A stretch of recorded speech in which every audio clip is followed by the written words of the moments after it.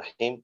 أعوذ بالله من الشيطان الرجيم. بسم الله الرحمن الرحيم. الحمد لله رب العالمين، وصلى الله وسلم وبارك على سيدنا ونبينا محمد النبي الأمين وعلى آله وصحبه أجمعين.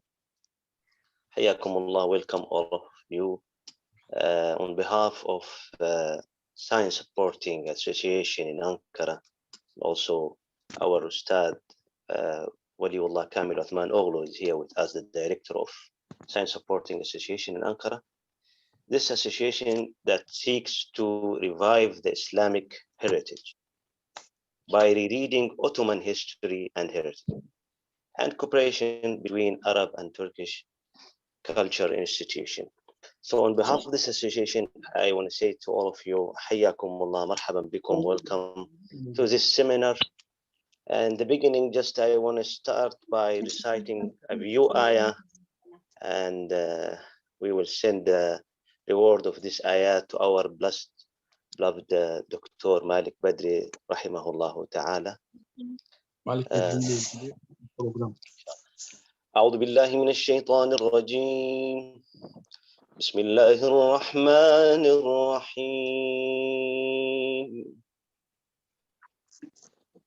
يا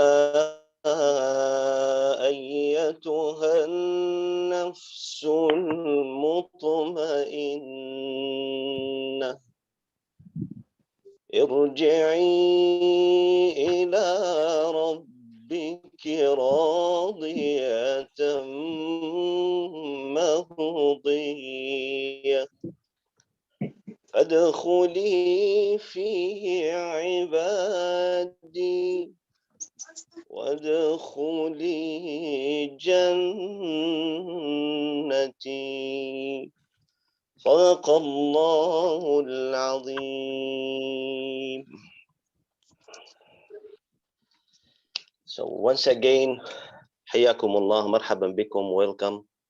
In this seminar, we shed light on the life of one of the famous Muslim scholar around the world, who is considered the founder of Islamic physiology, who was born in 1932 and died a few weeks ago. May Allah have mercy on him and grant him highest place in Jannat al-Firdaus, inshallah, rahimahullah ta'ala. It's my pleasure to welcome the respected professors, brothers and sisters, to this seminar in which we talk about Dr. Malik Badri's life, thoughts, and efforts. In the beginning, if Dr. Muhammad is here, the director of Zaim Sabah ad-Din University, so I want to give him opportunity to, if he's not here, so after the permission of Dr. Abdul Aziz, I would like to ask Dr. Muhammad, Dr. Masoud Idris.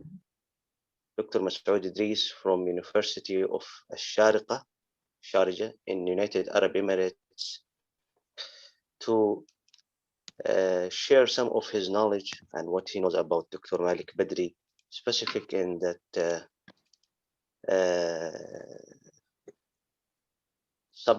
subject, Dr. Malik Badri as Murshid. So please, Dr. Masoud Idris, be kind.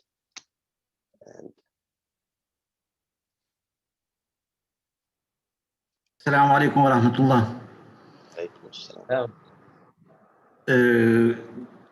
Greetings from United Arab Emirates, from the University of Sharjah, to all colleagues, friends, brothers and sisters from all around the world. I would like to thank the organizers for this beautiful meeting to commemorate or remember our, there is an Arabic saying that messenger dies, but the message remains. So Professor Malik Badri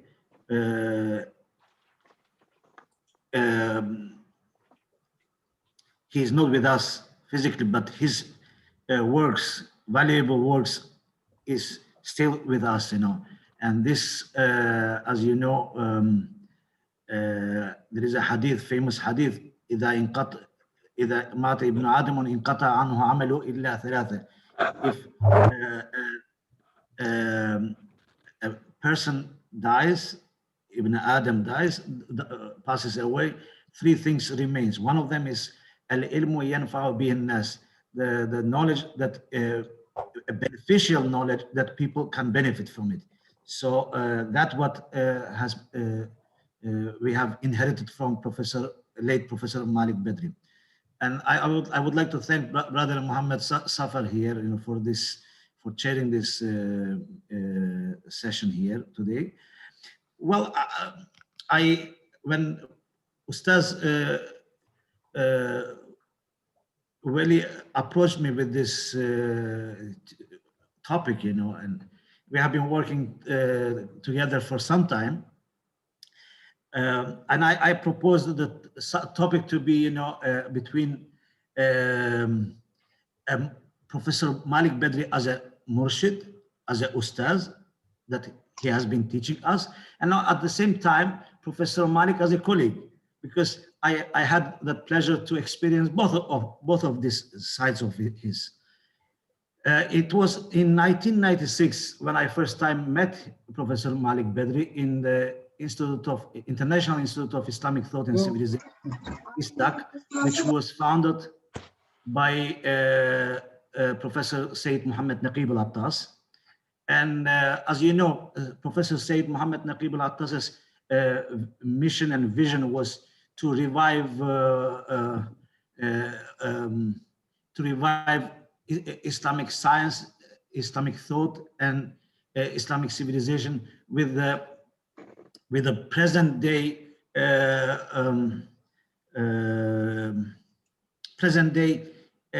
attitude, mentality, and thought. That is why I will not enter to the subject matter of Islamization, because it's still, debatable matter. But with regard to the psychology, I still remember very well, clearly, vividly, that when Professor Malik Badri was invited, in fact, by Professor Sayyid Muhammad Naqib al-Attas to join ISTAC and to train students of postgraduate students, master and PhD students in the field of psychology, Muslims' contributions to psychology. I believe that this was a turning period for late Professor Malik Badri, where he was going through huge challenges.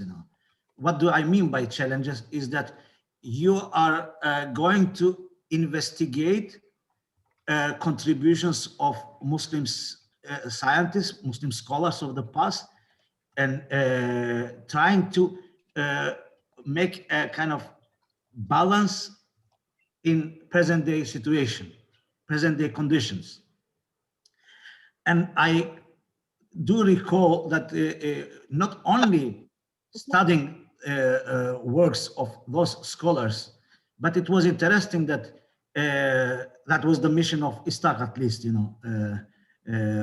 those days. Now I don't know how is the situation, but those days we were going to the original works, and I still recall very well that two famous books that we manuscripts, I should say better, because although they are published, but to go to the original manuscript and to evaluate the manuscript itself, and then later on to put the manuscript into a kind of discussion, was an important challenge, an important task for Professor Malik Badri to carry on with it. And it was Harith al-Muhasibi, his work, the famous work of Harith al-Muhasibi, Kitabul Khalwa, which studied, and on the other hand was Aba Yazid al-Balkhi. as you know, that Harith al-Muhasibi lived just almost 100 years before. It was in the 8th century Gregorian calendar, and 9th century was Bayezid al-Balkhi. It is interesting that, you know, number of elements, our colleagues, our friends are going to explain probably on this matter, you know, that those discussions that we find today in modern psychology, those people already discussed almost 800, 900 years ago. Of course, Harith al-Muhasibi and Bayezid al-Balkhi, their major source was Quran. And in the interpretations or any kind of contribution to psychology was utterly based on the Quran, Quranic verses, and of course, interpretation of this Quran by the Prophet Muhammad sallallahu alaihi wasallam. This was an interesting journey where you don't find one-way communication. A kind of like Professor Malik Badri speaks and we listen. No, it was a both-way communication because we were analyzing the text. That is highly important in academic circles, and I really enjoyed that, you know. And I believe number of friends who were in the class. I remember we had friends from Yemen, we had friends from Indonesia. One of them was from Turkey and from Germany at the same time. And this was a beautiful journey, and it has had a very highly great impact on my understanding of psychology. I remember almost 2 years ago when Dr. Ramazan Altınok approached me to record a video on Professor Malik. I tried to say in that short video that the psychology that we studied in the past was always based on Eurocentric approach, Eurocentric analysis, and but giving that spirit of Islamic or Quranic approach to the psychology was never heard. Probably it was existing in the past, but 20th century was utterly controlled by Eurocentric or Western-centric psychology, the theories and other matters. So it was an important journey for us, and to not only to study under him, but to carry the message along with us. So I still recall that, you know, later on when I met our sister Elma, Subhanallah. In a short while, and it was 2001, 2002, 2003. We were discussing with Sister Elma what we can benefit our people in. I am from Macedonia, and our region is majority are Albanians, and then we have minority Turkish origin and things. How we can benefit our young students back home. So my immediate thought was to Sister Elma Berisha to translate Professor Said Naqib al-Attas's book, Islam and Secularism, and at the same time, the book of Professor Malik Badri, Contemplation in Islam, which our young generation back home, youngsters, were thirsty for these areas, you know, thirsty for knowledge, you know. And it is interesting, I will probably, Elma can add this, but, you know, from my own perspective, because I am a little older than Elma, I have realized that the best selling, I don't like the word best selling, we are not commercializing the matter, but best selling or best distributed books in the Albanian speaking milieu was Professor Said Naqib al-Attas's book, Islam and Secularism, and Professor Malik Badri's Contemplation in Islam. That is an amazing thing. This was our journey as a student, Murshid, Murid thing, I did not like to say, teacher. That I preferred to use the word Murshid because Murshid has a kind of spiritual inner it is a reflection of psychology at the same time. And this was, as a student, part of my experience with Professor Malik Badri. On the other hand, I had a pleasure to work with him in ISTAC. My first academic career started in ISTAC, International Institute of Islamic Thought and Civilization, where after the Professor Said Naqibul Attas, I think one year later, when he left the position, the ISTAC was directed by Professor Malik Badri. And as a young academic who was eager to do a lot of activities, and it was great thing to refer always to Professor Malik Badri, not as a director. He was not treating us from above to the down, It was always horizontal way rather than vertical way. He was not looking to us, I am director and you are a staff or you are a student. It was always horizontal approach. That was making him among the unique characters in his life experience, and this is the way how he continued to be all the time.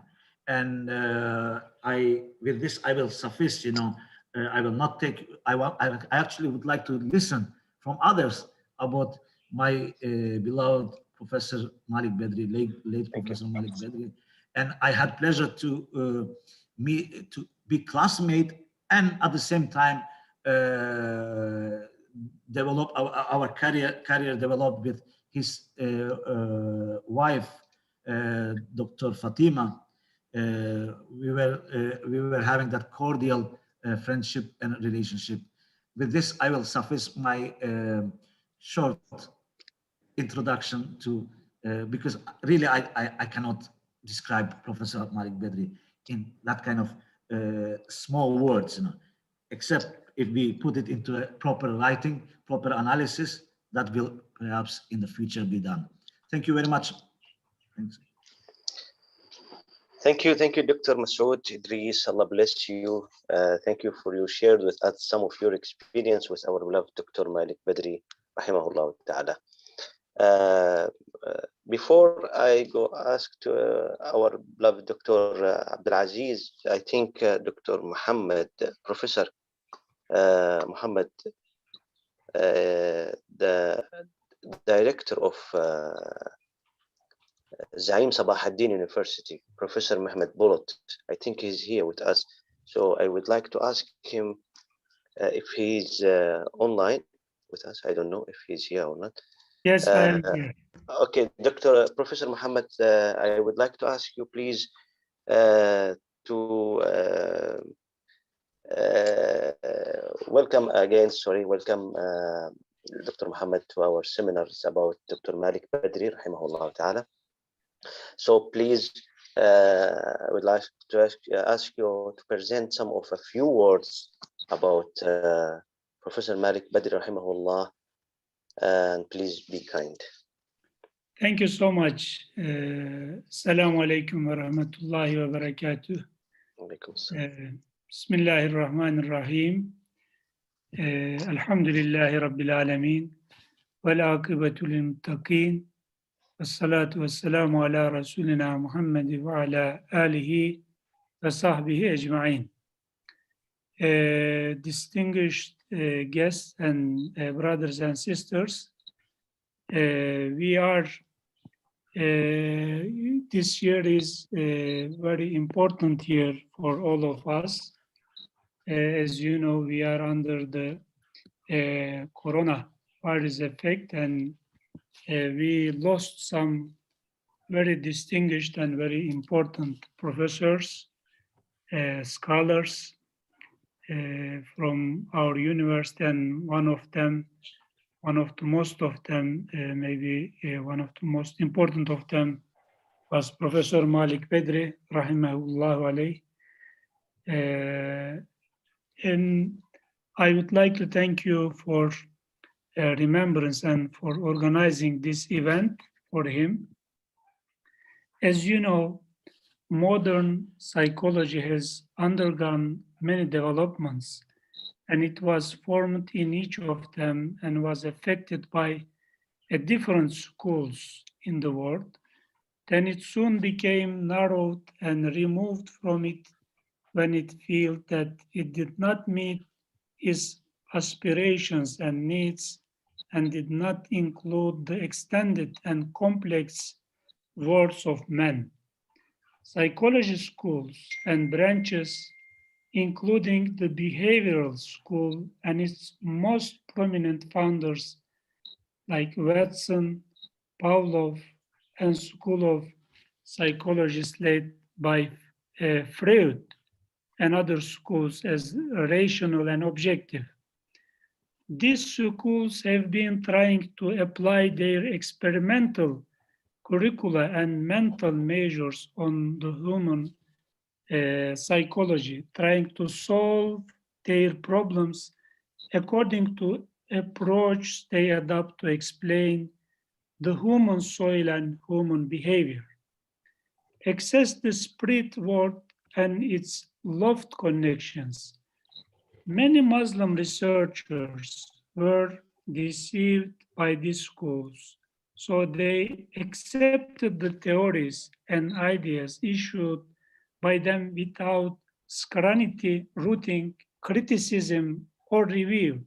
And many of them still follow the imitators of those curricula to this day. Then, in the middle of the 20th century, serious attempts appeared in the middle of the 20th century to understand the human soil with a new understanding based on the noble Quran and under the guidance of the Prophet Muhammad sallallahu alaihi wasallam, the Sunnah, with a comprehensive critical view of modern psychology and its theories. This signaled the birth of a psychology from an Islamic perspective at the hands of a group of the best scholars in the world. The Muslim psychologist was in the forefront of the Professor Dr. Malik Badri, may God have mercy on him, who headed the International Association of Muslim Psychologists, and he carried the banner of developing psychology in an Islamic context in many universities around the world, which qualified him to receive international awards that testify to his great efforts in this field. As soon may God Almighty have mercy on him, his traveler landed at the University of Istanbul Sabahattin Zaim. Maybe you know it. 4 years ago, when he was in International University in Malaysia, I visited him, and he was preparing to go to Sudan, to the university which was founded by his father in the beginning of 20th century.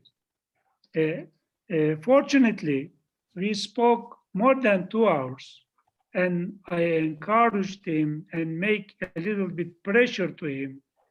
At the end of the Alhamdulillah, he accepted, instead of Sudan, he accepted to come to Istanbul Sabahattin Zaim University, and to work to lead this area and to establish this school at our university. So he made very big efforts, and he organized training schools for trainers in summer school. And from all over the world, he invited scholars, and he also organized international conferences. And he wrote and prepared very good book on this issue. And nowadays, inshallah, with IIIT, we are publishing this book in 3 languages, first in Arabic, then in English, and in Turkish, inshallah. He increased his honor and became of a scientific beacon and source of knowledge and experience for his teachers before his students, and he, may God have mercy, on him and bless him, spread the seeds of his good school throughout our university and its courtyards, and we ask God to reap its fruits until the day of judgment. Malik Badri criticized the cloning and application of psychological and educational standards based on the material view of human being, which are not suitable for studying the emotion of the prophets. And by that, he refers to the peculiarity of psychology in an Islamic context where a Muslim can benefit from those experiences but root them and exploit them in a manner consistent with the Islamic spirit and the words of revelation. Professor Dr. Malik Badri, may God have mercy on him, believes that the human soul is taught according to the Islamic conception of the human being. To connect the two worlds, the material and the spiritual. And thus he creates bridges between psychological studies concerned with human behavior and the worlds of the physics and their positions in the Quranic discourse and Islamic thought to reach the essence of the soul and its relations with the human mind and beings, and thus a more comprehensive knowledge of what affects a person internally, externally, materially, morally, and spiritually. May God have mercy on him, shed light on the positive effects of religiosity, faith, and spiritual experience on human behavior and mental health. We have in our hands today a new fruit that has sprouted from the harvest of our professor, entitled Psychological Reflections on the Emotional Aspects of the Life of the Prophets. The date, may God have mercy on him, estimated him before he presented it to the noble reader. Of the positive connections befitting the elite of human beings, may God Almighty bless them all.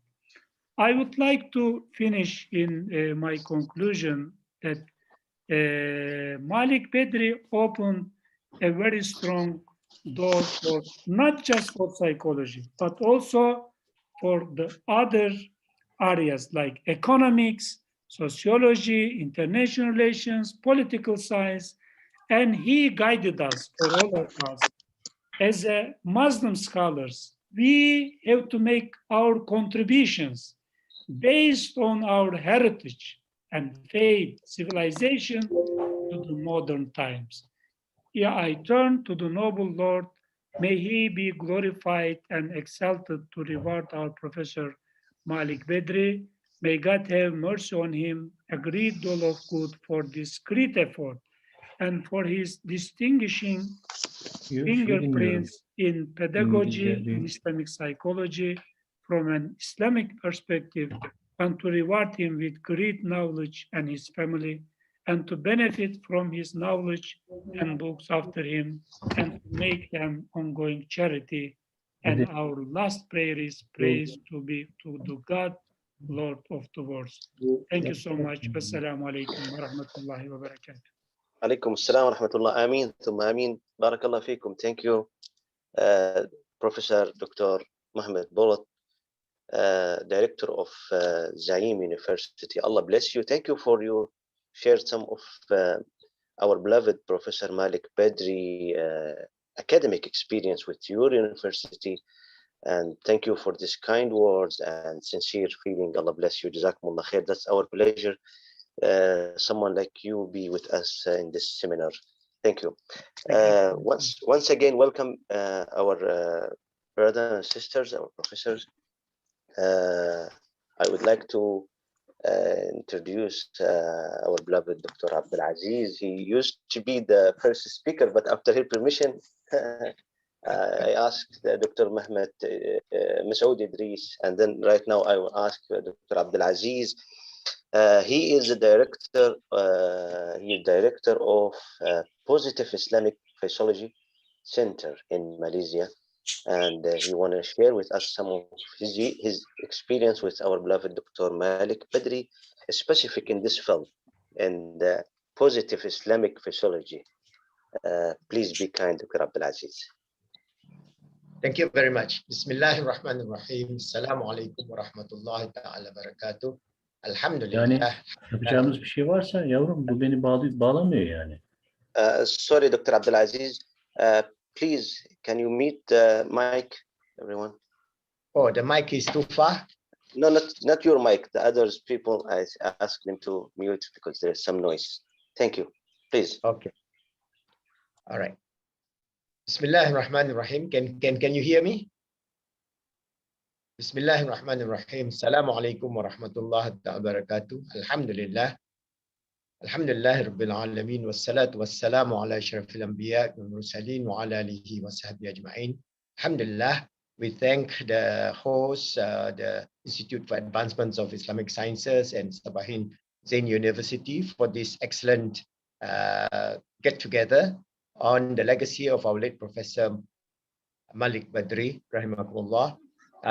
I'm looking this from the perspective of how the late Professor Malik Badri works with the author of our book. That means the book that I'm having right now.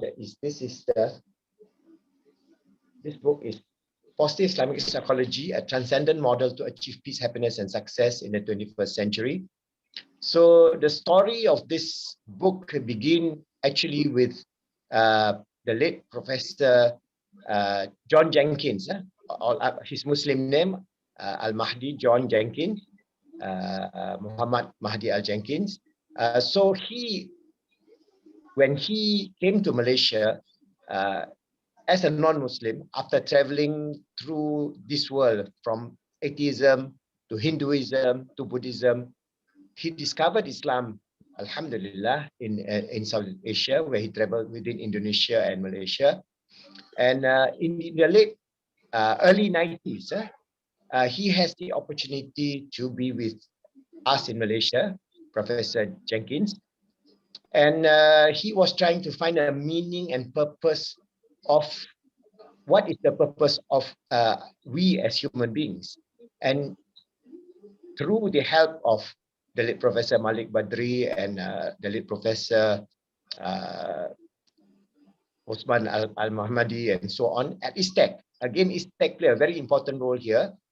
Professor Mahdi will always go to Professor Malik Badri, Allah yarham, to find out about what needs to be done. Even though he's not a formal student at ISTEC, he was always constantly having a lot of advice, and they built up a lifelong relationship. And that is the whole idea that we say when we say that the late Professor Malik Badri was the father of modern Islamic psychology. I would also say that he is a father of modern positive Islamic psychology. So this whole idea of positive Islamic psychology came from the nasihah, the advice, and the guidance of the late Professor Malik Badri to the late Professor John Jenkins. So they were all discussing, and at one situation I can still vividly remember is on the aspect of Aqidah, which I was a bit worried because when Professor John Jenkins, he became a Muslim, he brought along with him his initial background is in nuclear sciences. So he brought this idea of God being the light, because in Al-Quran, when we refer to the Al-Quran, Allahu nurus samawati wal ard, Allah is the nur or the light of the heavens and the earth. And based on that extrapolation, he took the position that Allah is the light. So because light is indestructible and so on, so it has the quality of eternalness and so on. But that is not the Islamic perspective of nur. That could not be the definition of the Zat of Allah and so on. So that was a very troubling situation because I was the Professor Malik. I was with Professor John Jenkins, Dr. Mahdi. He brought this idea and he started to disseminate this idea among the Muslims. So we have a lot of problem at that situation. Fortunately, Alhamdulillah, he was always in contact with late Professor Malik Badri, and he gave him the advice and give him the real understanding of the Noor, what you expect by the Noor, and also the understanding of the Aqidah within the framework of Ahlus Sunnah wal Jama'ah. So there was this shift from Professor Jenkins taking the position that God or the Noor is light, like energy, to the understanding within the framework of Islam. And that is very important shift, because if he had continued with that idea, it would be quite a deviant situation. So Alhamdulillah, with the help of Professor Malik Badri and with the help of Professor Muhammad Al-Muhammadi and also other friends at ISTAC as well as IUM, they were able to bring Professor John Jenkins to develop this, what we call the Khalifa method. And that was the idea that we are created by Allah subhanahu wa ta'ala to be his vicegerent or Khalifa on this earth, always striving to make ourselves good, help others to be good, and make the world good as the basis of the foundational aspect of the Khalifa method. And while he was doing that, Professor John Jenkins had his manuscript. He has quite a number of manuscripts that before he passed on, he has handed over to me to complete it. So from that manuscript, we developed this book, Positive Islamic Psychology, a Transcendent Model to Achieve Peace, Happiness, and Success. And also, the late Professor Malik Badri also wrote the foreword on this book. So if I can read just some foreword of the late Professor Malik Badri.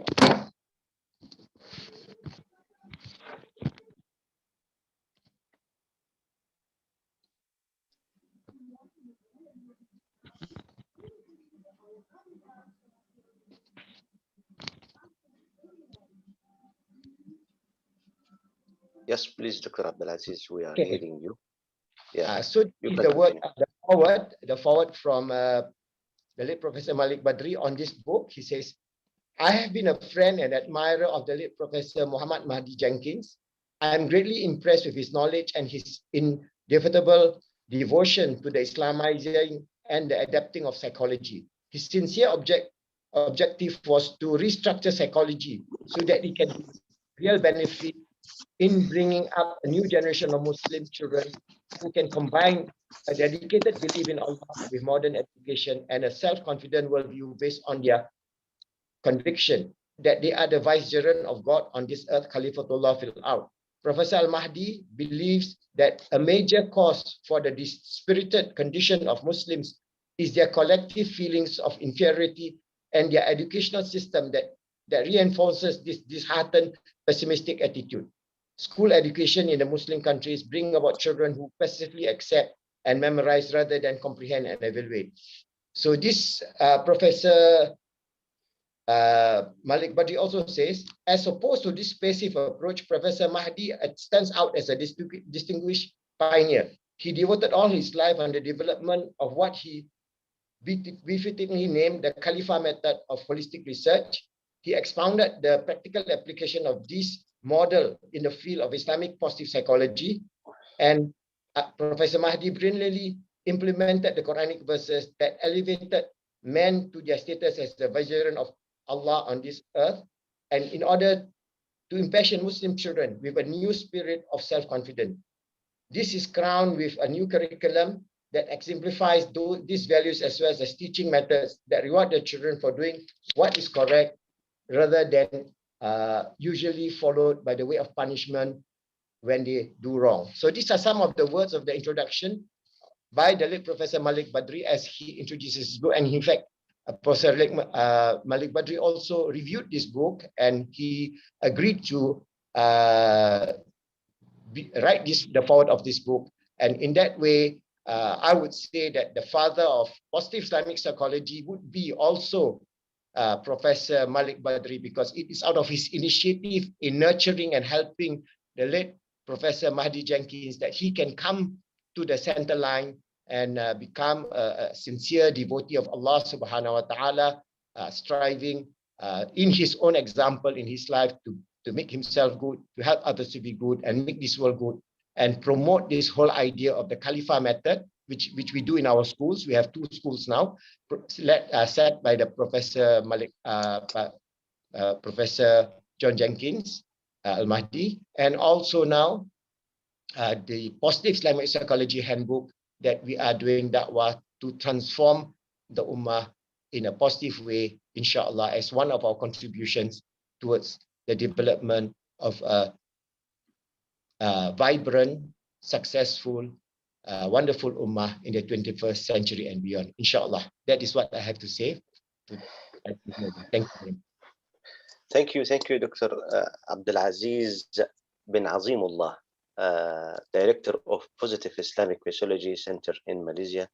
Allah bless you. Thank you for you shared with us this kind words and helpful information, especially about the experience of our blessed Dr. Malik Badri with your center. We are continuing our seminar, and I would like to ask our third speaker, Dr. Elma Brisha. I wish if I pronounced your name as right way, Brisha. She's PhD candidate for positive organizational psychology, and she want to share with us some of her experience, or special in that subject, science who thought psychology.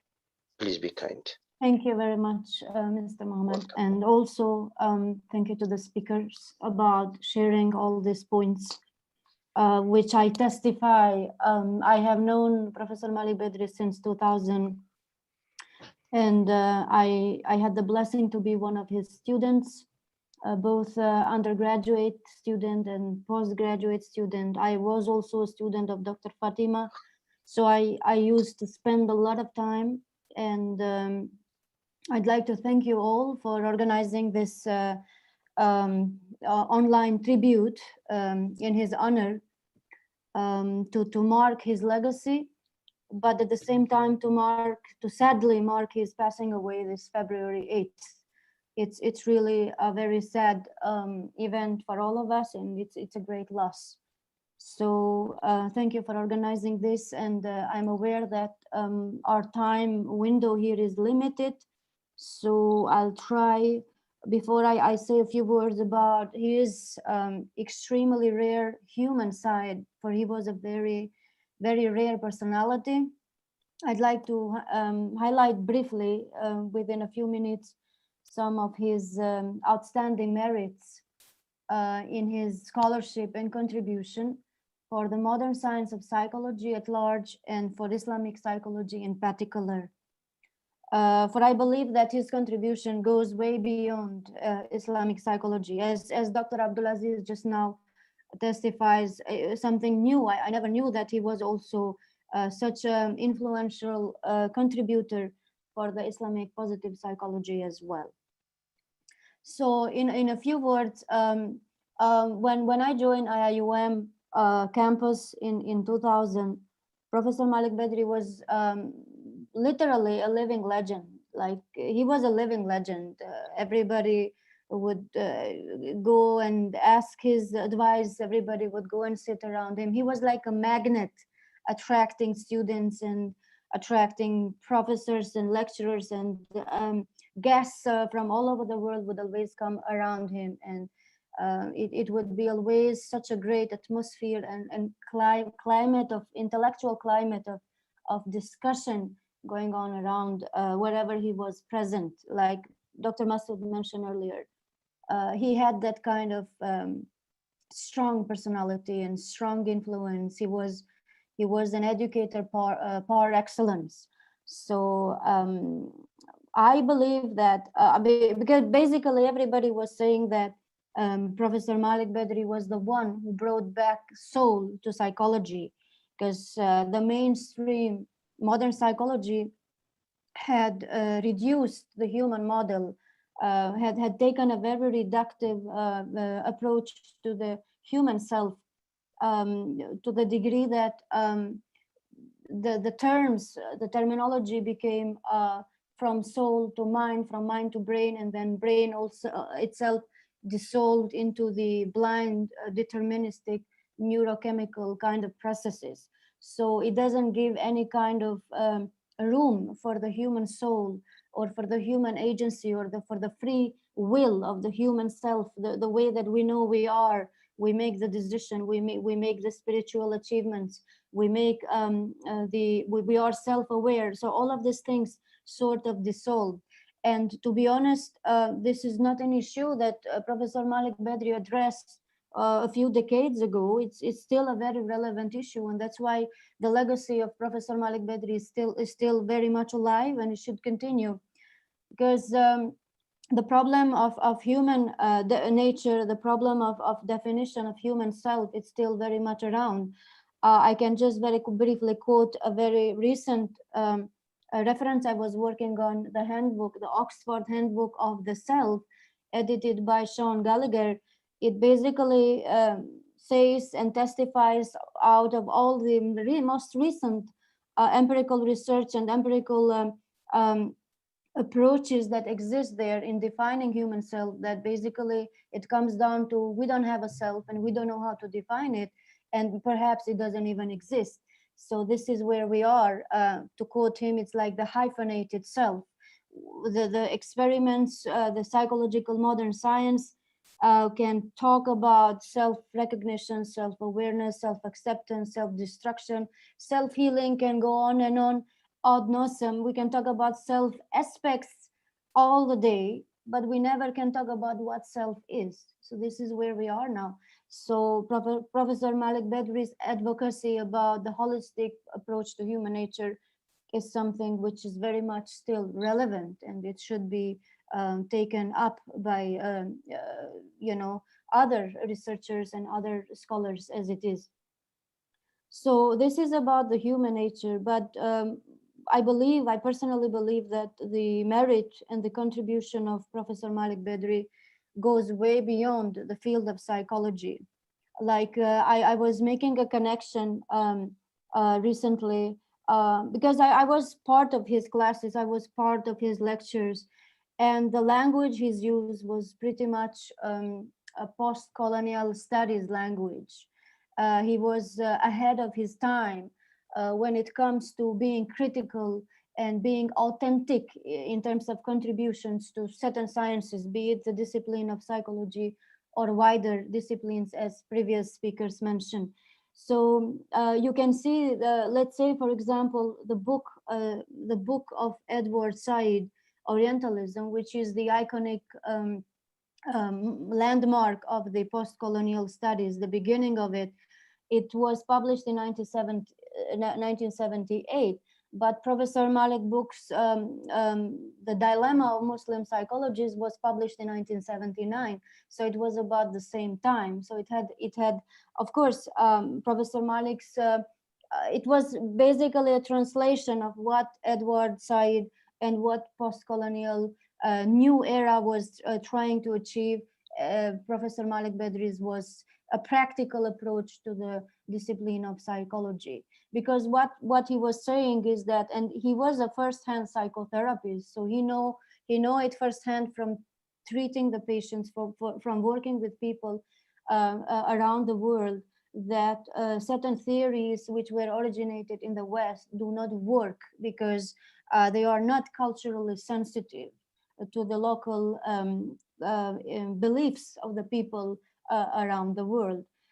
So he was very much ahead of the time when you talk about it, when it comes to his post-colonial critical stand and his views. So I remember very vividly, because you cannot really forget things and quotes like this in class, and when he was working in conferences with young Muslim professionals, psychologists and so on, he would always say, in such a metaphorical, powerful way, he would use the hadith lizard's hole to really provoke the audience. And he would say, white man comes and white man tells you that you are in love with your mother, and we believe and we follow them.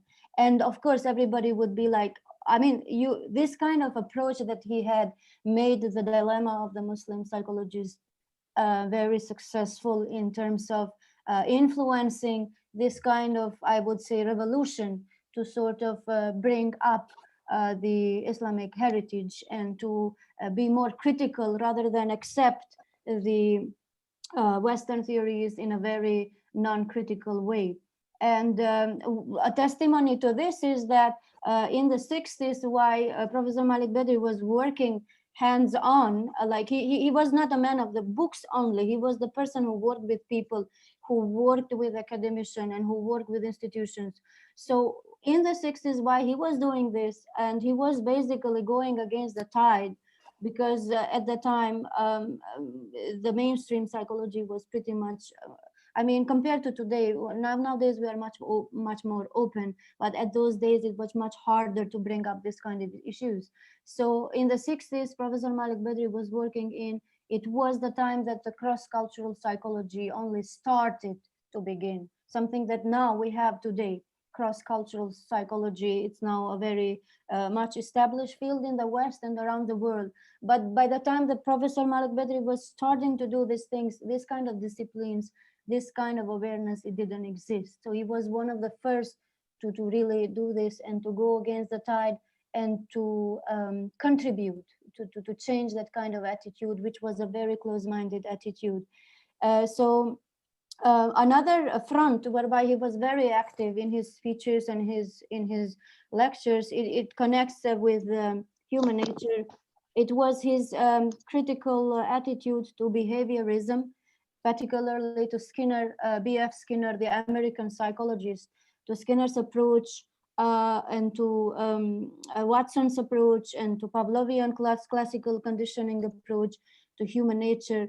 For many reasons, and when we see now the developments in the past few decades, it all proves him right, whatever critics he had, because basically, number one, their approach was very mechanical, so it was all reward and punishment approach, and based on the experiments that they did with pigeons, with rats, and with other animals in the laboratory. So Professor Malik Badri was always making a lot of jokes about how is it possible that you take something that rats feel or they indicate that they are feeling and you try to apply to a human being. So he had a sense of humor. So he would always shape and fashion his critics in terms of jokes and in terms of memorable kind of stories that the students will take with it. So B.F. Skinner, the behaviorism that time exactly was very strong actually. B.F. Skinner lived up to 1990s, and he's voted one of the most influential psychologists in the world. So now you can imagine he had the courage to go against this kind of reductionist approach to a human being, regardless of who B.F. Skinner was and how strong his influence was, or how strong the influence of Freud was, because Freud at one point in popular culture as well as in the professional circles, it was synonymous with the psychology itself. You couldn't criticize Freud because he was psychology. He was the father of psychology, modern, because we all know that psychology goes back in time to ancient Greeks and to ancient China, India, and then we had all the Muslim heritage. But modern psychology, Freud was regarded as the father and the founder of it. So Professor Malik Badri had his own authentic views, which sprung from his in-depth understanding of Islamic heritage. Of course, he would never reject whatever was valid in Skinner, in behaviorism, in Freud's psychodynamic theories. For example, when we were discussing Al-Ghazali's model of human being, Al-Qalb, Aql, and all these elements that Professor Naqib Al-Atas also discusses in his book that Dr. Masood mentioned earlier. When he was discussing all of this, of course, he would always bring in references to Freud or references to other modern psychologists. He would be very fond of Herbert Benson, for example, teaching us the relaxation techniques, which is some kind of very huge method, huge in aspect of the influence in the 21st century for the stress management, for the modern people, how to manage stress and how to manage anxiety and depression and all that. So he was so well versed in the mainstream secular techniques of psychotherapy. At the same time, he was so well versed with the Islamic tradition. And this is what it made him so special, because not only the in-depth of the knowledge, but also the critical stand. And the critical stand sprang not from his theoretical eagerness to philosophize or to discuss, because he was quite a discussant and he would always come up with creative ideas. But I think it was more about what he believed in, and he really believed that there is a soul in human, and there is the human spirit that it would be lost, and if that is lost, then that's the end of it all, because human rights was built, end of the day, was built on the Kantian model of the humanistic Kantian model of the human being. So everything that started good in our modern era started good with a good approach to the human being, not on original sin, not on a blank slate of Jean-Jacques Rousseau. It started basically on some kind of fitra, and he was also very much advocative of the fitra approach.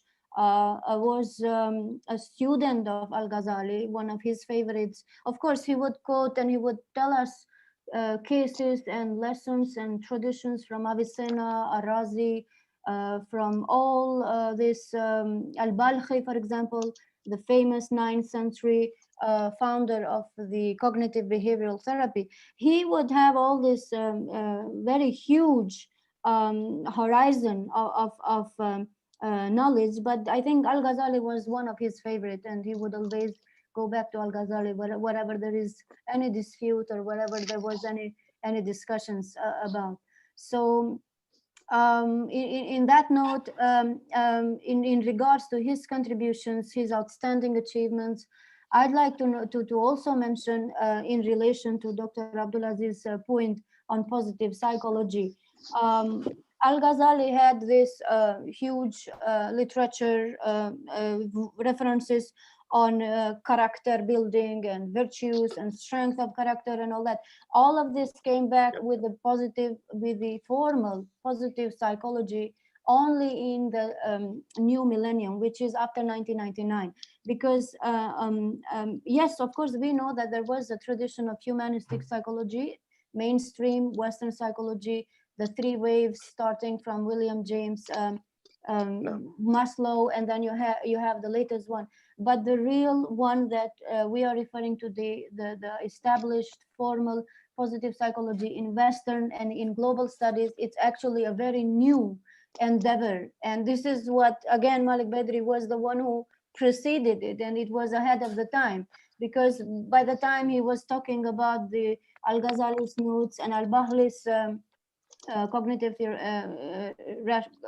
behavioral therapy, positive psychology, Maslow's character and strength work, and Martin Seligman, and then you had Csikszentmihalyi's concepts of flow and all that. These are all new contributions that it's actually becoming very fruitful for the societies nowadays.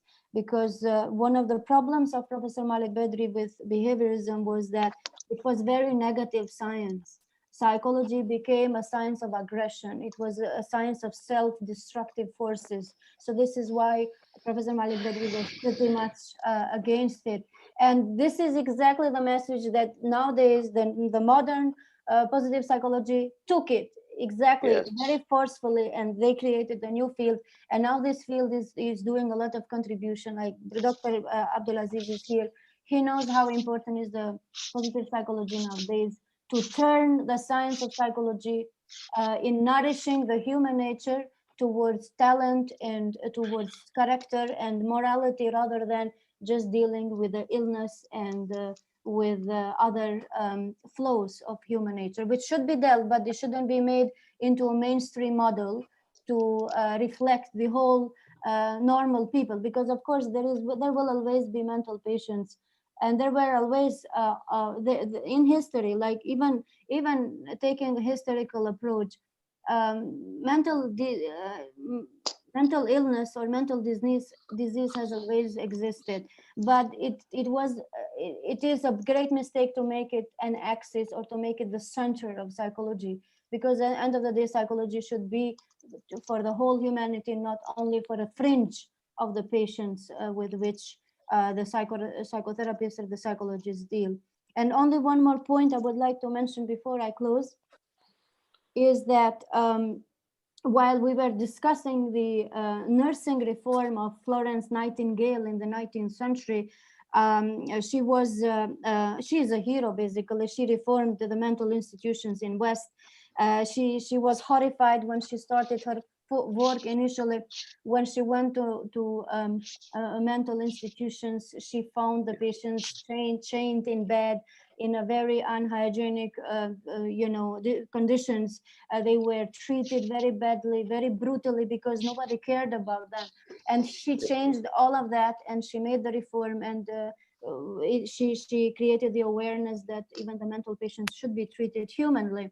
So Professor Malik Badri was the one who gave us a lot of historical references of how mental patients were treated in our Islamic golden age, in the mental institutions in Egypt, in Syria, in all over the Mediterranean southern parts. Mental patients were basically financially supported and provided through wakafs, and the rich people, they had an obligation to sponsor for their care, for their health care. Orang yang ikut cuma And not only in kind of mental institutions chained or isolated from society, but they made the effort to use aromatherapy, music therapy, to use all kind of therapies so that they can feel part of society.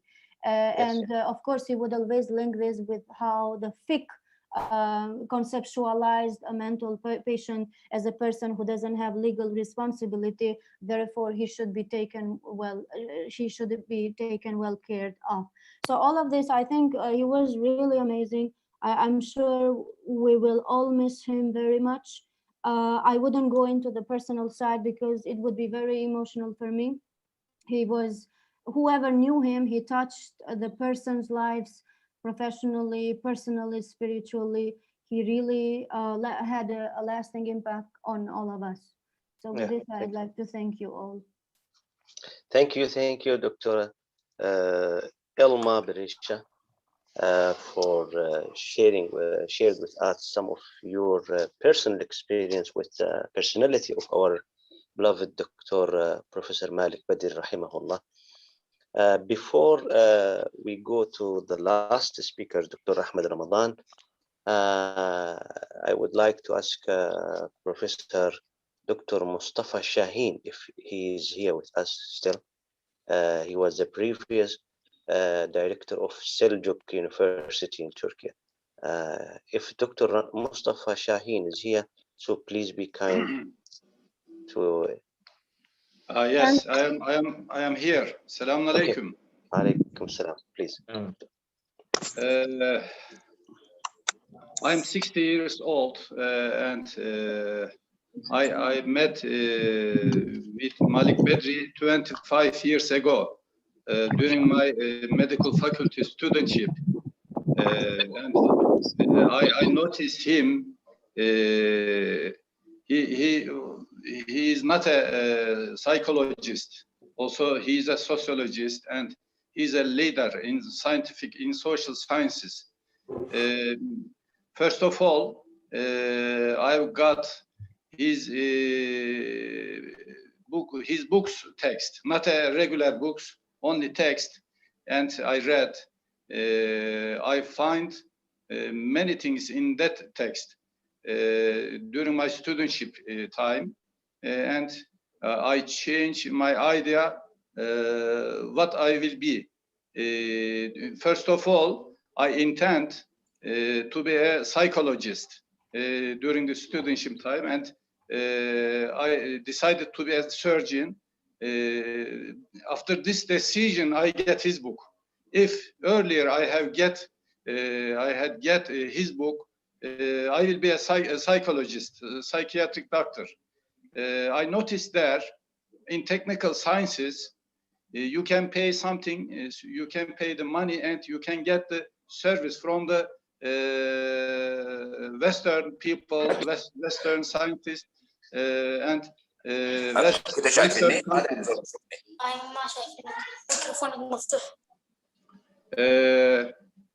For example, I am a general surgeon. I can do many big and many good operations, but we can get this service from the Western doctors, Western surgeons. But if we want to get social sciences and psychiatric sciences some service, if we can pay money, we cannot the beneficial science, because their education is not suitable or society and Muslim peoples. So I always advise the students to choose social sciences departments, especially sociology, psychiatry, and other departments. I noticed this event from my friend in Istanbul, and I mentioned about Malik Badri. They are Mahya, you know the Mahya, and they met Malik Badri and invited to Turkey. He started to give lectures to Turkish students and some seminars in Turkey. And also I invited him to Selçuk University in Konya. He gave 3 seminars. One of them is to medical students, the other from law school, law faculty students. So Malik Badri, God save him put him in Jannah, and will give his mukafat. He opened a good way to Turkish people, Turkish students, and to notice the real fact, because technical sciences is different and social sciences is different.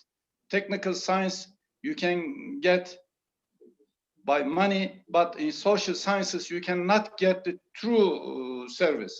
So I want to thank to him many times, and he was a good people.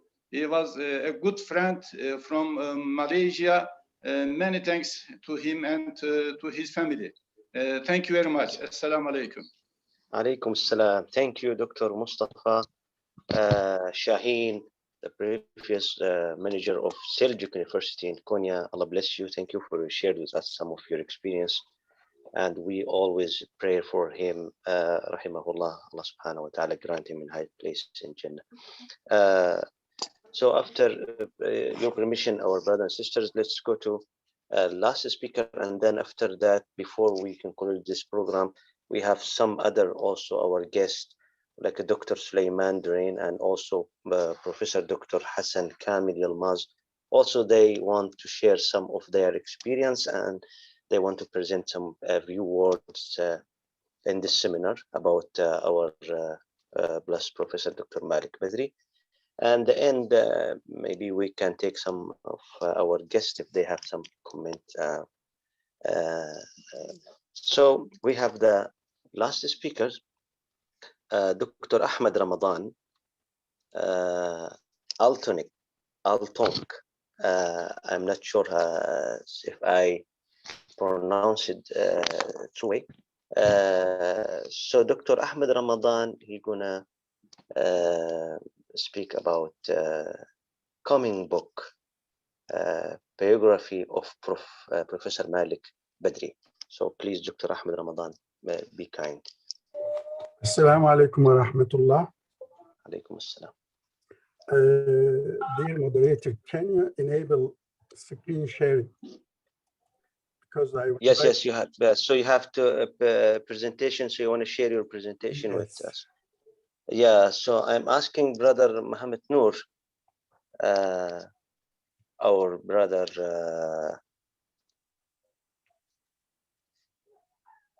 Ali Hussein.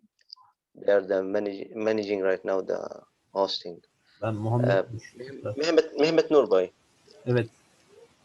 So şey var, presentation var abimiz. Can you enable it because only the host can do it? Yes, I think he gave you the permission already. I'm not sure. Yes, just a second.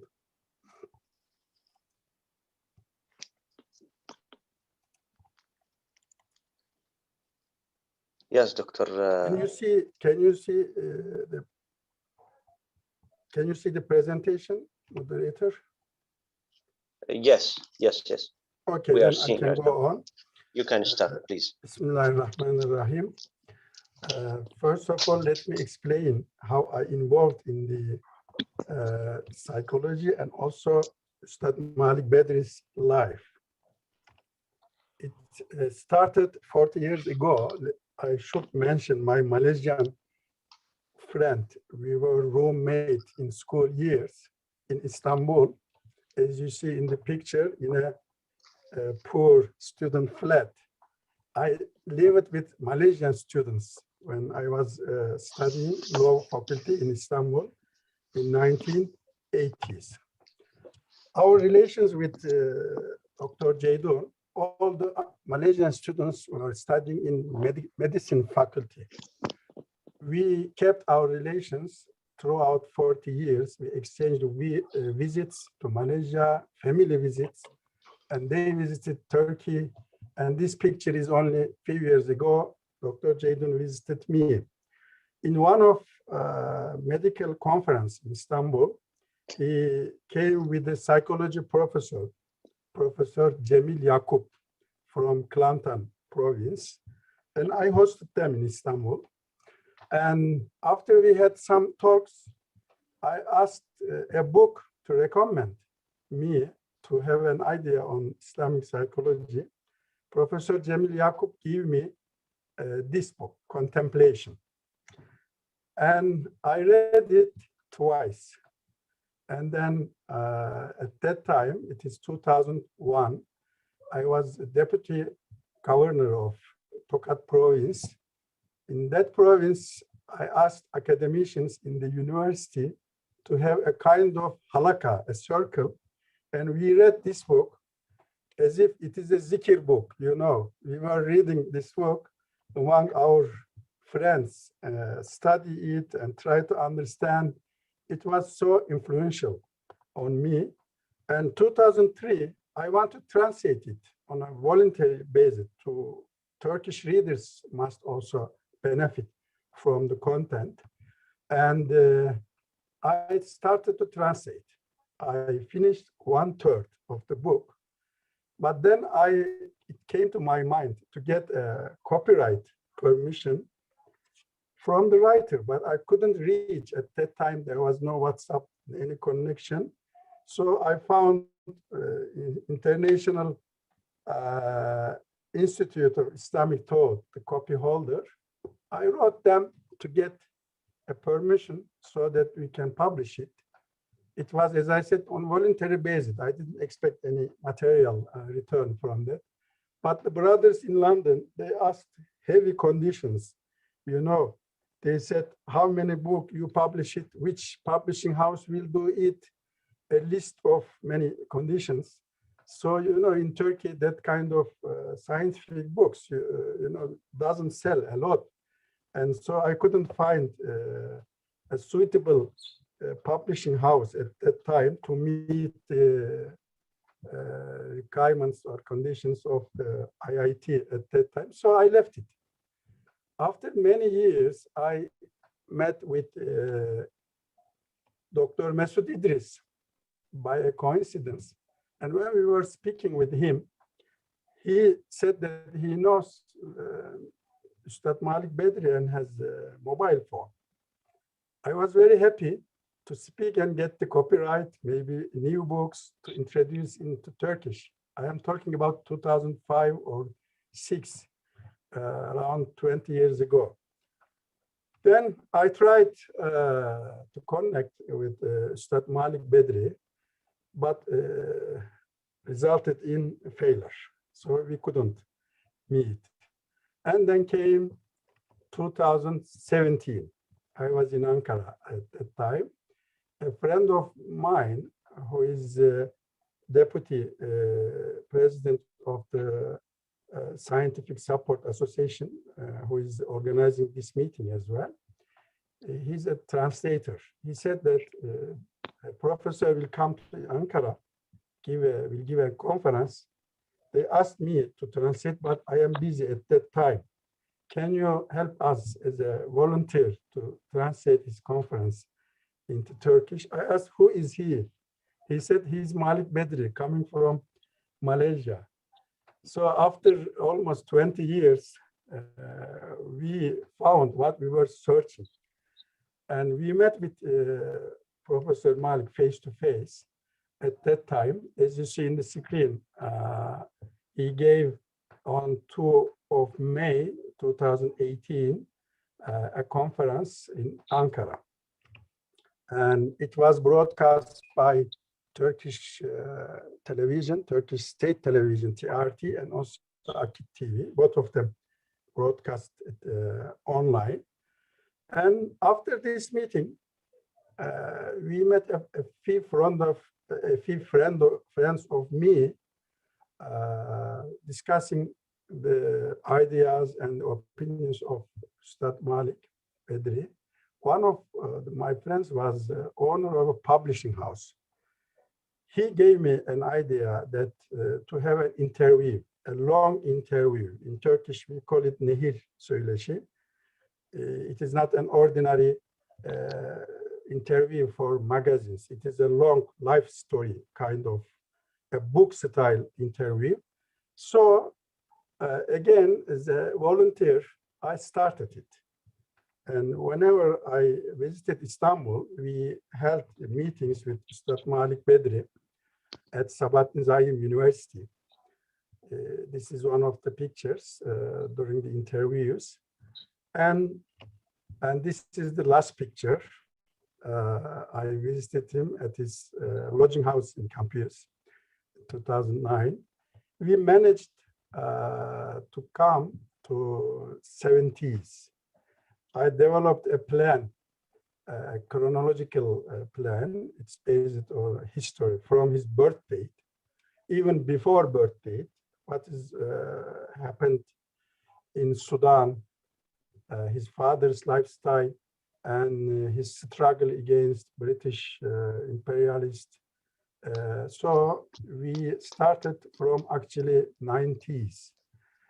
Ustad Badri was born in 1932.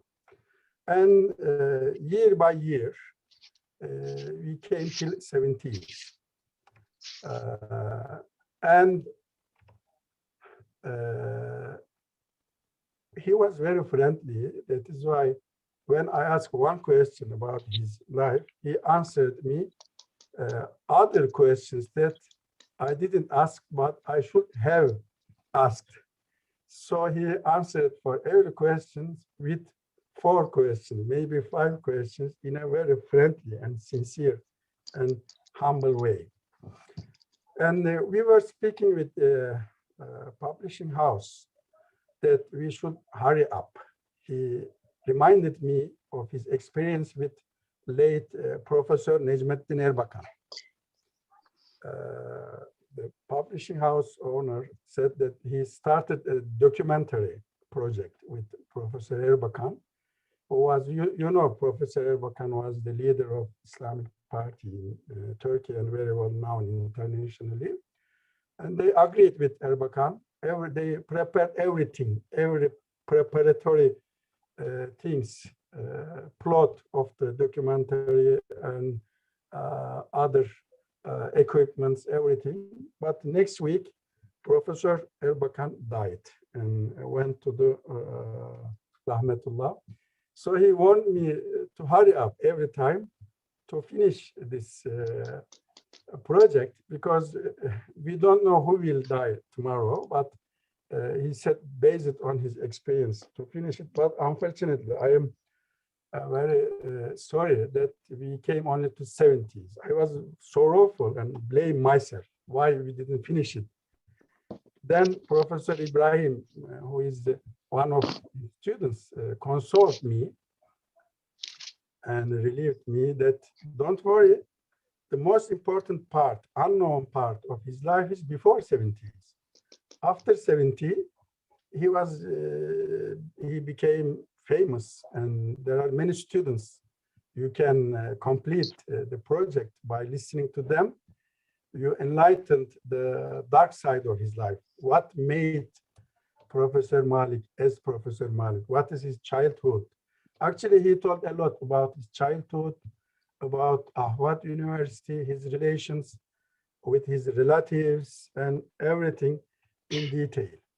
And the interview, of course, was in English. It was translated by the publishing house into Turkish, and around 100 pages is already finished.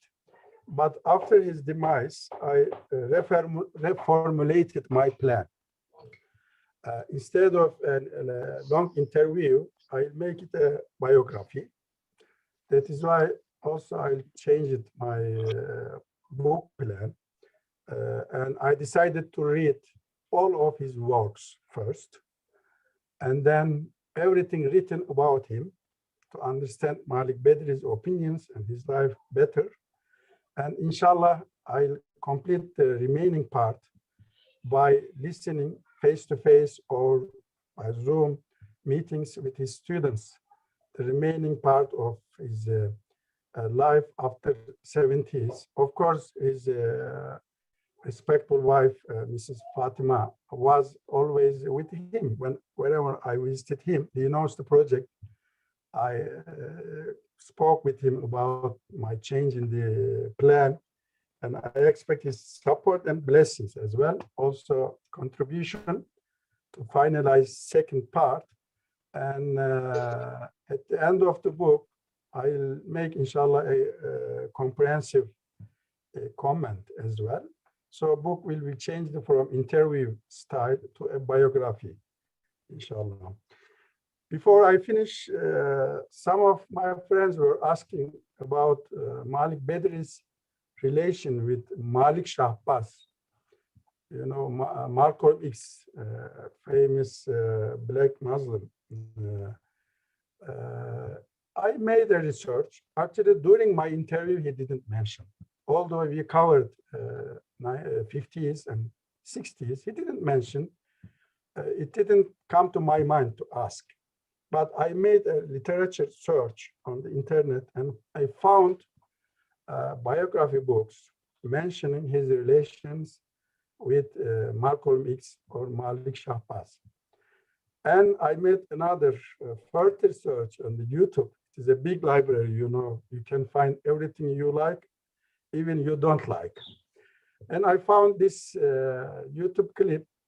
It is an interview made on 2018 in a Sudanese television. Dr. Muhammad Khalifa hosted him. Actually, the topic of this 1 hour program, almost 53 minutes, the topic of this program is Malcolm X and his relations with Sudan in general. So here, Ustad Malik is talking everything very, very detailed. I was always surprised how he memorized everything. He was more than 85 years old when we started the interview. He was talking about his children memories as he lived yesterday. So his mind was very clear. And in this program, he talked about how Malik Shahbaz or Malcolm X visited him in Sudan. And he hosted him in his house. And it was 1959, I think. And the second time, you know, Malcolm X has a famous Hajj visit, which changed his mindset and his paradigm. And during the Hajj, Malcolm X asked one of random Sudanese pilgrimages around him whether he knows Malik Badri. And this Hajj from Sudan said, yes, I know. He's teaching in American University in Beirut. And then Malcolm X changed his mind, also changed the ticket from Jeddah to Morocco to New York. He made it Jeddah, Beirut to New York. And he visited Ustad Malik Badri in Beirut.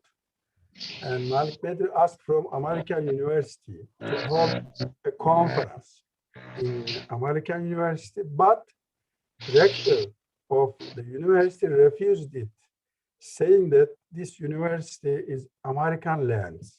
It is considered property of America. And Malik Badri is enemy of America. Sorry, Malcolm X is considered enemy of America at that time. So he refused. Then Ustad Malik arranged Association of Sudanese Students headquarters as the conference venue the next day. And coincidentally, this association located just opposite American Beirut University. And of course, it was full, and most of the Beirut American University teachers, lecturers also were there listening Malcolm X. And also there are other details. I don't want to go to in so deep details. Inshallah, when we finish our book, I'll mention, also make quotation from this YouTube video, his relations with Malik Shahbaz. Also, people are asking whether Malcolm X named himself as Malik because of this connection or friendship. I checked this. Actually, the answer is in this video clip. Ustad Malik himself answering this question. The host of the program asked him. I checked this video from the beginning to the end before this presentation.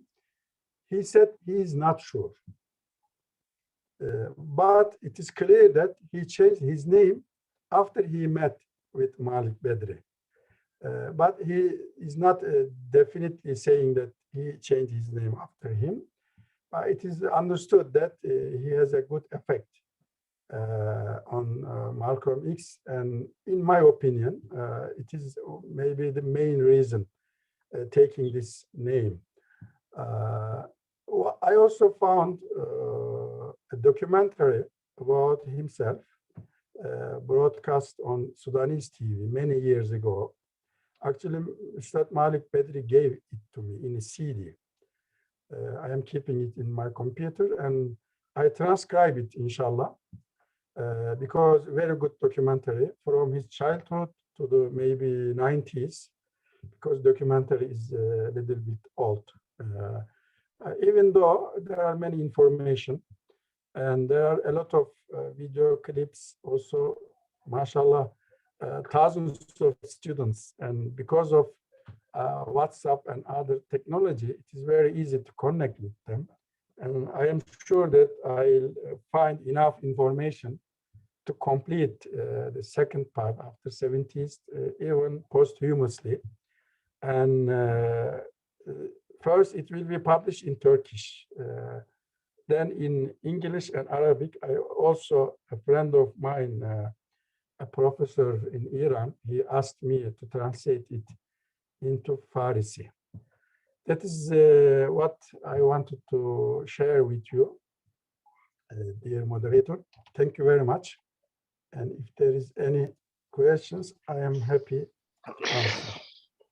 Thank you so much, Dr. Ahmed Ramadan. Allah bless you, and thank you for your shared with us this kind book you are working for to publish this book. Inshallah, I think our association also after permission of Ustaz Waliullah Kamil. He is with us right now, the director of this association. Maybe we can help you to translate to Arabic also, inshallah. And I'm sure when you finish this book and when you publish this book, you're going to send for each one right now with us, speakers and participants, a copy. That's a small gift from your side, inshallah, to our brothers and sisters. And we will make dua for you and for our blessed Thank you very much. Professor, inshallah, Malik Badri. Thank you. I want to show this same book that led me to meet the original of the book. As you know, we didn't read it, we ate it, you know, from the beginning, even the psychological terminology. We studied it, so I am still keeping as a memory the original of this book. 20 years.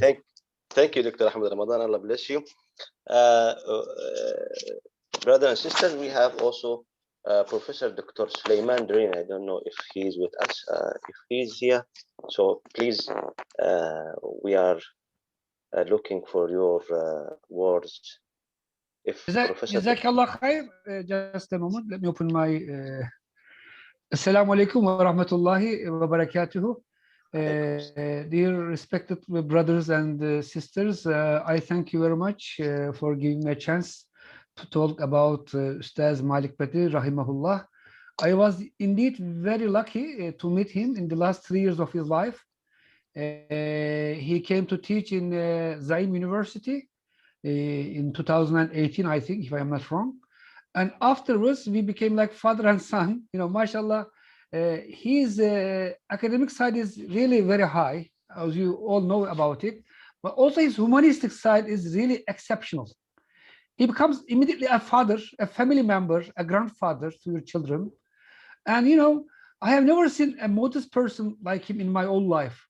With such a father of knowledge and father of psychology, well known in all over the world, but so modest, so humble.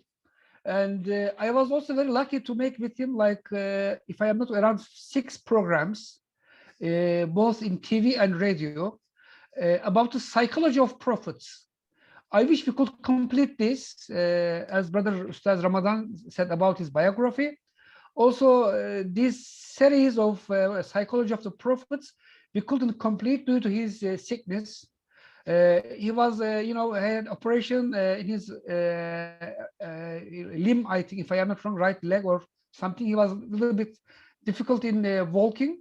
But even with this difficulty in walking, even in his very old age, he was coming to our radio station from a very far away, like 2 hours driving.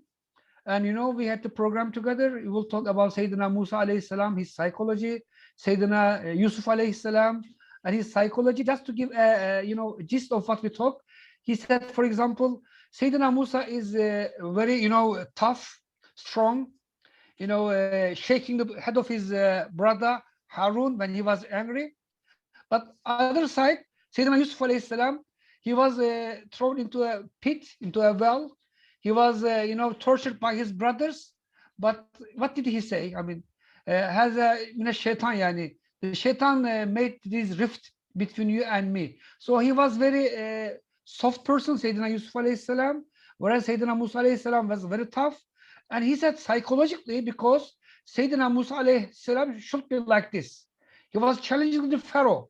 Who is the Pharaoh? As you all know, he was claiming to be a god, such a evil man, such a, you know, big army behind him, such a, you know, strong person. So we needed a prophet like Sayyidina Musa alayhi salam, a strong man. He will hit someone and kill the, you know, this Egyptian guy. So he had really a lot of interesting ideas. Also, when we spoke about the Sayyidina Yusuf alayhi salam, he talked about the dreams, psychology of the dreams, because this chapter is all about dreams, you see, starting with the dream and ending with a dream, and in between so many different dreams. And he said, unfortunately, we Muslims today are not very good in, you know, interpreting the dreams. So I wish we could continue with him and learn all this invaluable knowledge, such a precious knowledge, which is not written in his books. But I believe some of this information is given in his last book, in Arabic. As Dr. Booth said, it will be published in 2 or 3 languages: English, Arabic, and Turkish. And inshallah, we will get to know to this precious knowledge. So we were with him in 4 international symposiums together, in some TV programs together, also in radio broadcast together. I feel very sad I couldn't benefit from him as possible as enough, but nevertheless, it was the best part of my life to get to know such a great personality in terms of academic excellence, in terms of personal and Islamic, perfection. And I pray for him. May Allah give him the Jannatul Firdaus, inshallah, in hereafter. And also, we continue from his path, and we perfect the Islamic psychology as much as possible, because he was complaining all the time that whenever he spoke about Islamic psychology, he was resisted in Islamic countries more than in the West. People in the West now are hungry for spirituality, for spiritual psychology, whereas in the Islamic countries, we are still, following these false Western Freudian, evolutionist paradigms, reductionist paradigms, where they reduce man to a simple monkey or a mice, and they do experiments on them and try to understand human beings from animals. These behaviorist, these conditioning, paradigms. So he really spent all his lifetime. What really impressed me was really in his very old age, when he had this cancer.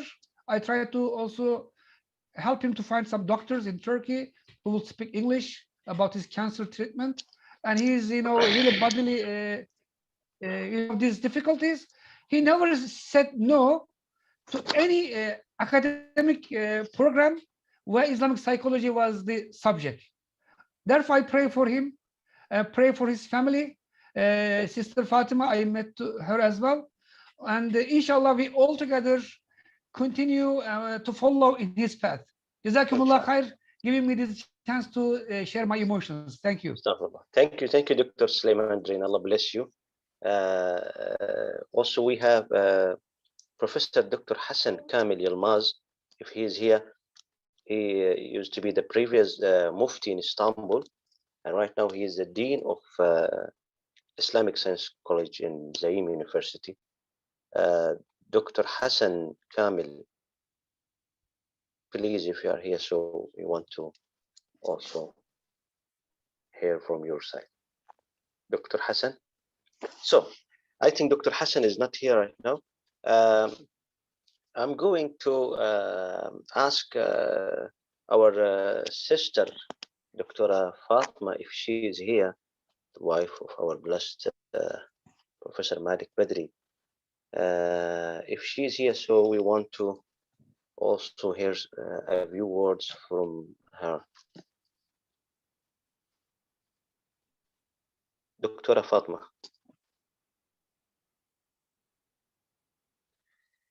It was actually my pleasure I met Dr. Malik Badri when he was here in Turkey, I think a few months ago before he left to Malaysia, and I visit him in his home. I want to just share, this is his picture with me in his house here in Zaim Sabah ad-Din University. So it was our pleasure. In this meeting, actually, Dr. Malik Badri, he told me he finished his book about, I think was named by physiological reading of the Holy Book, the Quran al-Kareem, something like that. So I'm not sure. I think Dr. Fatima, maybe she knows about if still that book will publish, inshallah, or not, because I'm really interested about this rereading of the Quran. We need always to reread this Al-Quran Mu'jizatun Khalida. So always when we give the Quran our time, our attention, the Quran will give us also the new meaning and open the gate for us.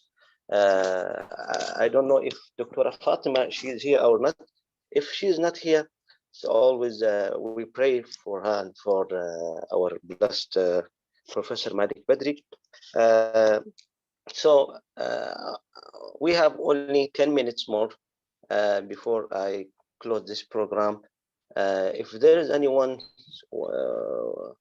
from our participants want to share some of his experience or to want to comment, so we can take 1 or 2, and then after that I will ask Dr. Ahmed Hamdi Hoja to make a short dua in the end of this program, inshallah. Yes, Sayyid Jamal ad-Din, please. Assalamu alaikum wa rahmatullahi wa barakatuh. Thank you so much, dear organizers, distinguished professors, doctors, and participants. It was an honor being with you. And I will want to first and foremost thank you, Turkey, for the amazing work you're doing when it comes to stabilizing the Islamic psychology. As a student, I am very honored and intrigued by all the great things that is happening. And thank you for you also, Dr. Muhammad, for great moderation. I just wanted to share some reflection as a student. I never met Professor Badri, rahimullah, but I am a student of Islamic psychology, and I know a lot of the participants here. And we're also starting an international organization as a student body for Islamic psychology. We call it ISIP, International Students of Islamic Psychology. And we will very much want to collaborate with all of you, because we have a lot of people all around the world who are so much hungry for Islamic psychology. And as Professor Suleiman said, in West, we have a lot of people as well, and also in East and in South and in North. And to find a way, this is one thing I wanted to tell to all of you, we need to find a way where we make it easier for people to access Islamic psychology and to also study Islamic psychology and how to become certified within the Islamic psychology, because every day people ask me about this. So we need to make this infrastructure more accessible.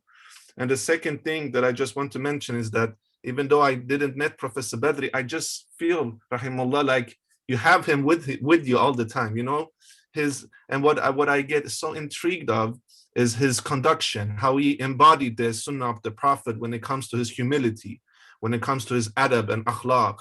Everybody that I speak with who has met him, like Dr. Ramadan Ahmad, who is doing amazing work with his book, or Dr. Abdul Aziz told it now, or you also, Dr. Muhammad, you say all that he was so humble. And I spoke at least with 30, 40 people through our organization and through our networks and platforms, where I see that everybody feels that he was his father, their brother, you know, like to have that ability. Subhanallah, it's so beautiful thing. So inshallah, we can continue his legacy and normalize the field of Islamic psychology. And as also Dr. Elmas said, you know, the reductionism of psychology, it's going to need to go over. I think Islamic psychology has the answers for the human being. And we see that behaviorism is on the downfall in West. And alhamdulillah, shukrullah, thanks to all of you distinguished scholars, we have a lot of great work to study, inshallah. So jazakallah khairan. I just wanted to share my reflections a little bit. Thank you, Sayyid Jamal ad-Din, Allah bless you. And if Dr. Fatima here, so I want to just give her a chance. Otherwise, we were going to ask our Dr. Ahmed Hamdi Hoja to make a short dua in the end of this. Dr. Fatima, are you here? Yeah, please. No. Please, Dr. Fatima. Who is here? Sorry. My name is Bibi Jan. I'm one of the former student of Professor Malik Badri from Singapore. I used to be taught by him in 1990s, way back when he was much younger and stronger. And I'm happy to be associated with Turkish because my grandmother was Turkish, because I'm a mix of Pakistani and Turkish. So alhamdulillah, I went to Antalya a couple of times. I'm one of the pioneer members of the International Islamic Psychology Association, which was actually founded by the whole team together with Dr. Malik Badri. I also attended a few programs by Dr. Fatima through the International Islamic Institute. I would like to congratulate the whole organizer for this wonderful sharing. I thought this is a very good platform. I echo Brother Said Jamaluddin view and sentiment. And I thought we need to sort of come together, create a platform where we can actually synergize. And I'm currently attending Islamic psychology program and Islamic counseling in UK. And I thought that if we can sort of work together, come up with the international certification program, that would be good. So I'm hoping that somewhere from Malaysia or Turkey could actually work with me, because I'm developing a certification program. I used to work with Oklahoma State University and Southern Cross University in Australia. So see whether how we can do together, and to move forward as suggested by Brother Jamaluddin and all the brains and the wonderful professors that we have here. MashaAllah, I tell you, I feel so at home, even though I have 1/4 of my blood is Turkish, the other quarter is Chinese and India, and the other quarter is Pakistan. Jazakallah khairan, MashaAllah. Bless you, Alhamdulillah. Barakallah fikum. Barakallah fikum. Thank you. Thank you. Dr. Ahmed Hamdi, please, if you are here, please can you make a short dua in the end of this program? We will send that dua, inshallah, by his pure soul. Allah bless you. Shukran. But before we have dua, if it's possible to ask everyone to recite Surah of Ikhlas 3 times, because as you know, reciting Surah Ikhlas 3 times is equal khatam of Quran. Before just being dua, recite Surah Ikhlas. Allahumma salli ala